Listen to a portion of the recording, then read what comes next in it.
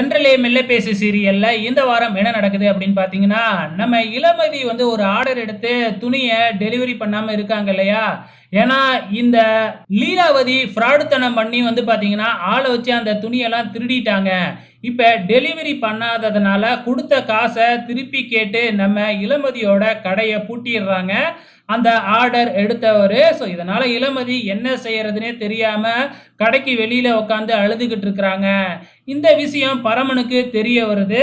"நீ கவலைப்படாத. ஏன்னா உங்ககிட்டலாம் நான் மாமூல் வாங்குறது எதுக்காக? உங்களுக்கு ஏதாச்சும் ஒரு ஆபத்து அப்படின்னா காப்பாத்துறதுக்காக தான். கவலையே படாத. உன் கடையில இருந்து திருடு போன அந்த துணிய நான் திருப்பி கொண்டு வந்து குடுக்குறேன். அது எங்க இருக்குன்னு நான் கண்டுபிடிக்கிறேன்." அப்படின்னு சொல்லி நம்ம இளமதிக்கு ஆறுதல் சொன்னது மட்டும் இல்லாம, இளமதிய வீட்டுக்கே அழைச்சுக்கிட்டு போய் விட்டு ஆறுதல் சொல்லிக்கிட்டு இருக்கிறாப்ல நம்ம தலைவரு.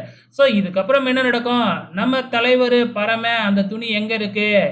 அப்படின்னு கண்டுபிடிச்சு இளமதி கிட்ட குடுத்து கரெக்ட்டா டெலிவரியும் பண்ணிடுவாங்க. இதுதான் நடக்க போகுது. இதுக்கப்புறம் இளமதிக்கு நம்ம பரமன் மேல காதல் வரப்போகுது. வெயிட் பண்ணி பார்க்கலாம்.